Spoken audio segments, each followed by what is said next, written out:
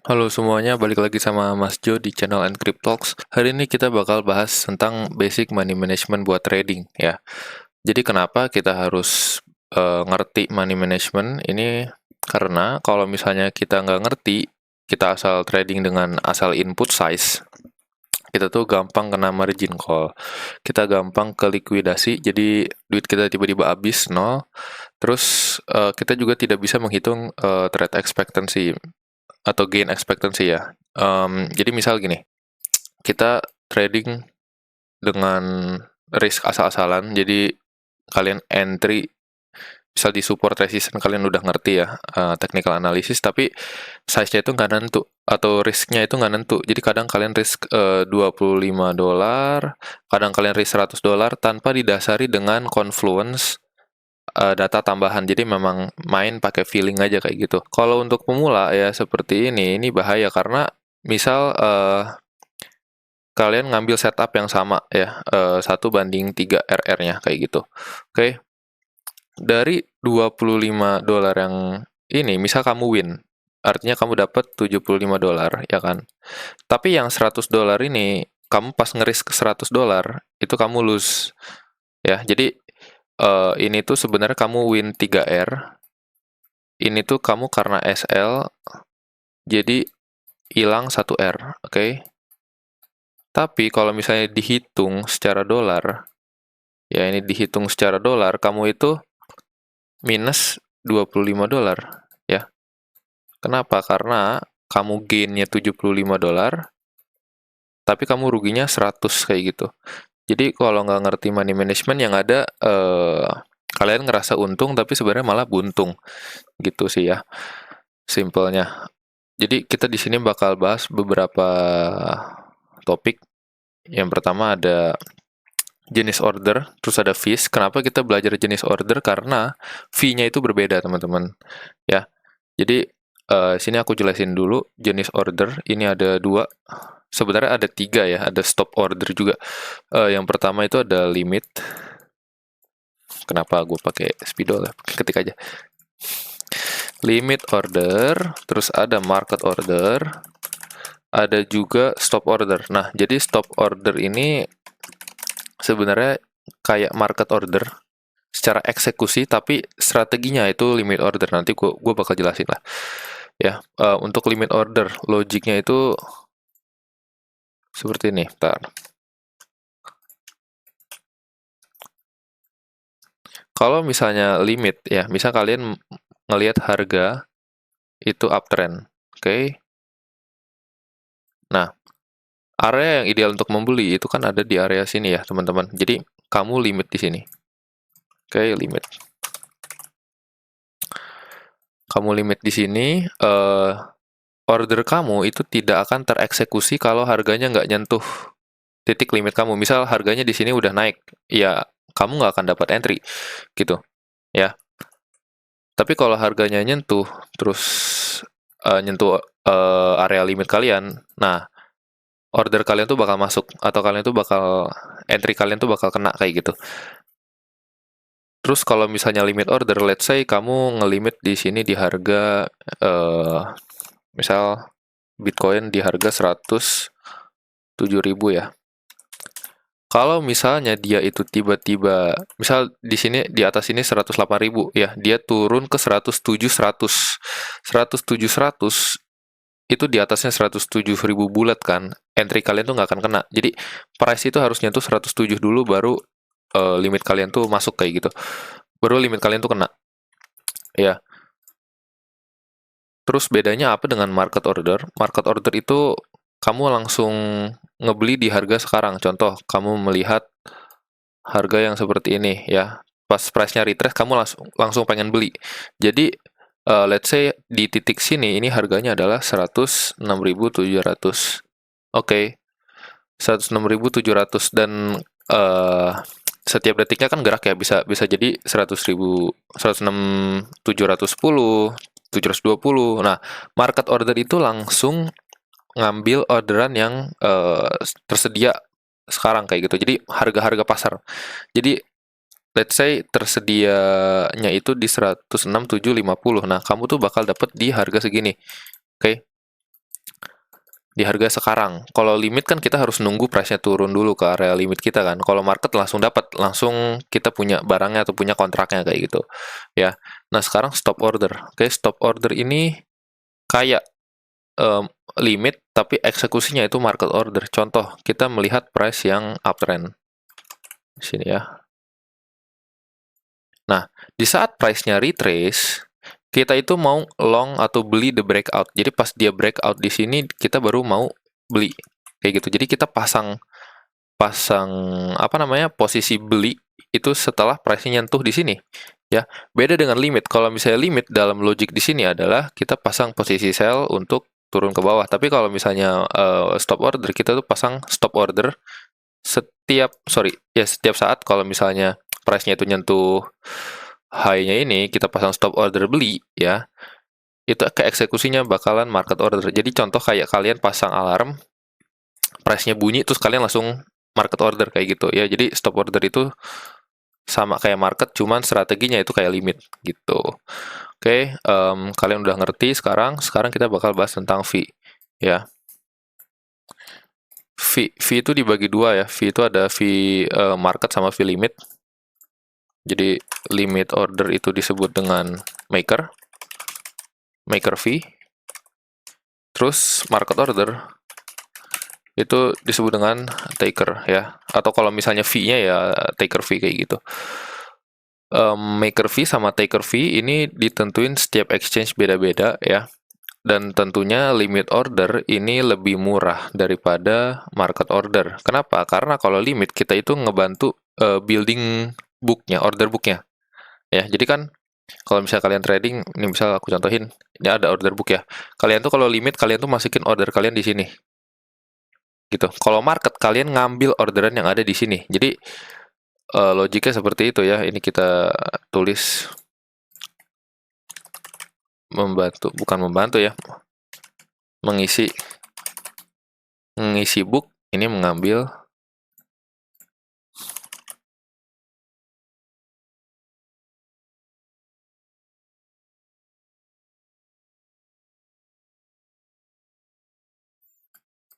nah, oke, ini mengisi book, ini kita ngambil barang yang ada di book atau ngambil harga yang tersedia sekarang kayak gitu. Ya. Nah, di sini kita langsung bahas aja selanjutnya ke risk per trade ya. Jadi risk per trade ini adalah risiko yang kita siap hilang setiap kali trade. Oke. Biasanya orang-orang itu terpaku sama 1%, artinya 1% dari portofolio kalian, gitu. Ya, kalau misalnya kita ambil contoh aja 1%, RPT. Oke. Misal portofolio kalian atau portofolio kita itu $100. Berarti risk per trade-nya itu berarti berapa? $1 ya. Jadi setiap kalian SL, kalian stop loss, itu kehilangan $1. Oke. Nah, dari sini ini kita bisa menghitung nyawa trading kita gitu. Jadi di sini kita langsung lanjutin ke nyawa trading. Kita baru bisa margin call, kena likuidasi kalau kalah 100 kali consecutively. Jadi lose streak lah ya, bahasanya lose streak 100 kali gitu. 100 kali kalah berturut-turut tanpa menang baru kalian bisa ke likuidasi ya. Jadi dari sini juga kalau misalnya kita pakai konsisten risk per trade, kita itu bisa ngitung RR kita dan PNL kita dalam 1 bulan dan lebih enak daripada yang tadi aku contohin. Let's say kalau misalnya kamu pakai $1 risk per trade ya, kalian misal $1 dari sini dapat 3R, dari sini dapat 2R, sini kamu SL misal min 1R. Oke, jadi total itu kalian dapat berapa? 4R ya. Karena ini dijumlahin aja teman-teman. 2 kurang 1, 1 ya kan. 1 tambah 3, 4. Kayak gitu. Oke, jadi dapat 4R. 4R sama dengan berapa? $4. Oke, kalian dapat $4. Sekarang kalau misalnya kita analogiin, kita nggak ngerti risk per trade atau kita risknya asal gitu ya. Di sini kita nggak bahas tentang dynamic risk atau kalian ngegrading risk per trade kalian. Ini kita pakai konstan aja 1. Tapi kalau misalnya kalian ngasal,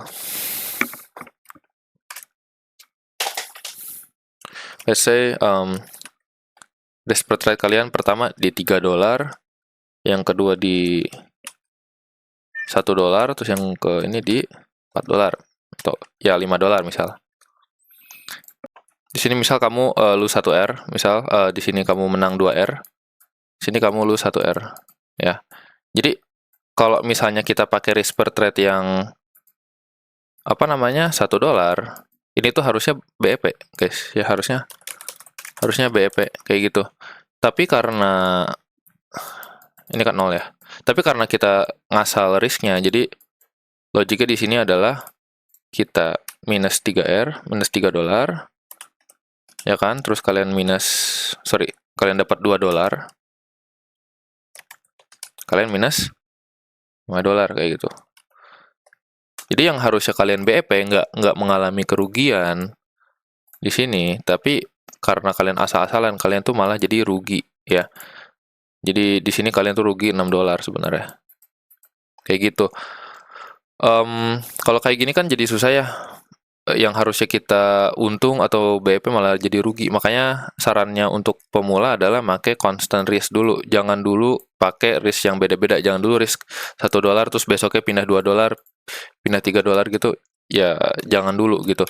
Kecuali kalau misalnya kalian sudah belajar grading risk ya. Jadi sini gue mungkin jelasin aja singkatnya grading risk itu kayak gimana. Misal kalian punya list confirmation POI hit ditambah dengan trigger engulfing. Nah ini misal B setup ya, risk 0,5%, let's say.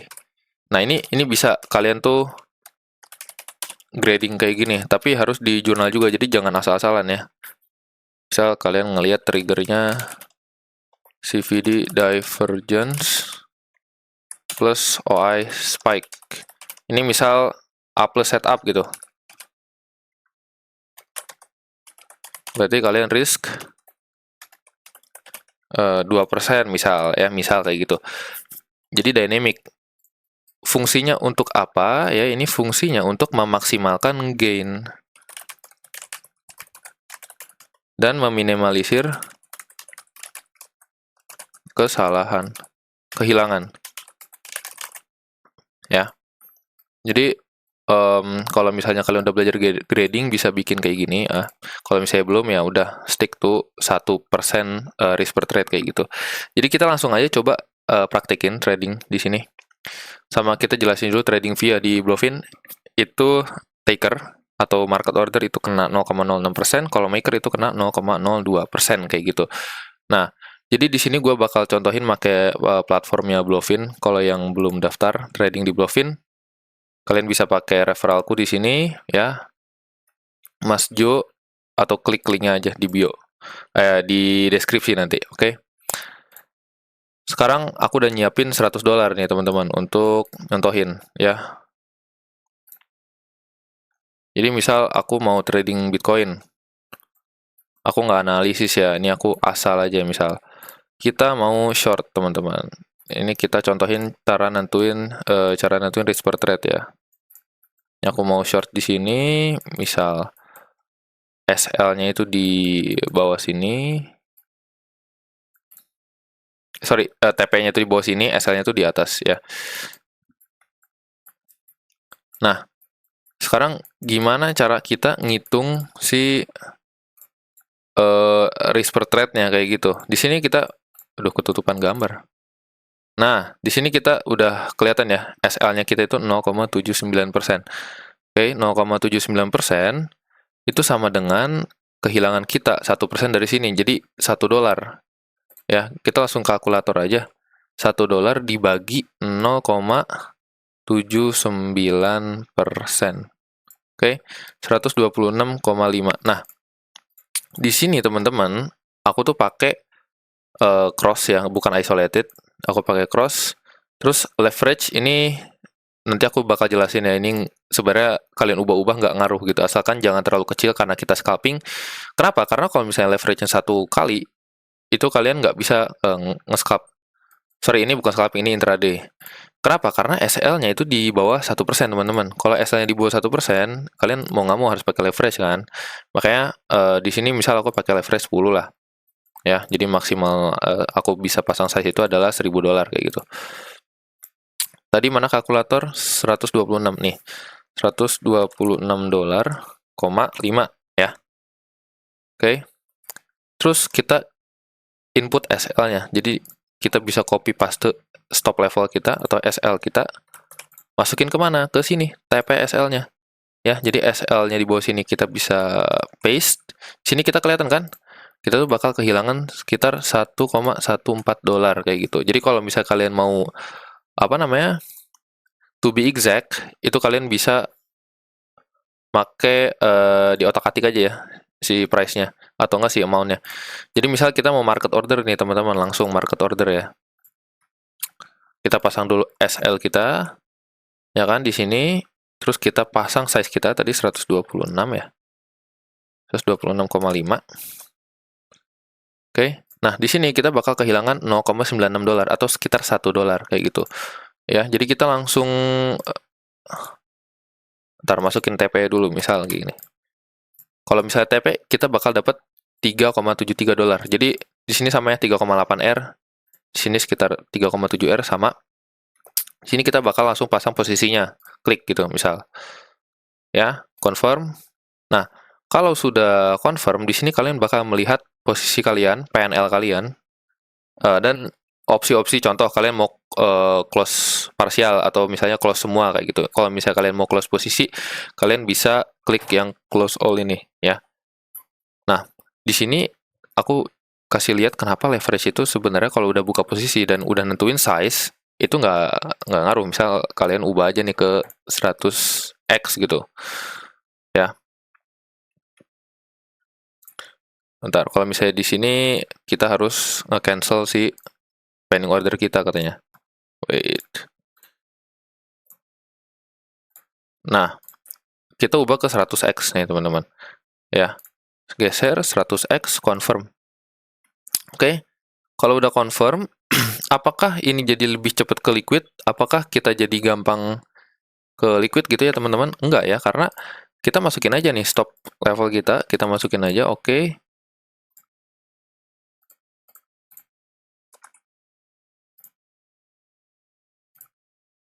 Nah, ya, kita edit di sini. SL kita tuh tetap $1 teman-teman, kayak gitu ya. Jadi semoga kalian paham. Ini mau leverage-nya gue ubah ke 150x juga tetap aja ya. SL-nya gue tuh $1. Jadi risk per trade gue tuh $1 kayak gitu. Kalau misalnya SL hilang $1. Kalau TP ya dapatnya $3,7 ya, sesuai yang tadi kayak gitu. Jadi makasih yang udah nonton, semoga bermanfaat. Semoga kalian nggak bingung untuk nentuin risk per trade ya, karena udah ada video ini. Jangan lupa kalau mau trading pakai Bluefin, kamu bisa pakai referralnya di sini ya. Terus enaknya dari Bluefin juga ya, ini mungkin ngasih tahu ya. Kita tuh PNL card-nya macam-macam teman-teman. Ya ini preferensi aja sih, cuman gue suka ada PNL card yang versi clean-nya kayak gini, ada juga yang artistik atau ya agak nyeni lah kayak gitu. Paling itu aja ya. Thank you semua yang udah nonton. Jangan lupa like, subscribe, terserah. Makasih semua.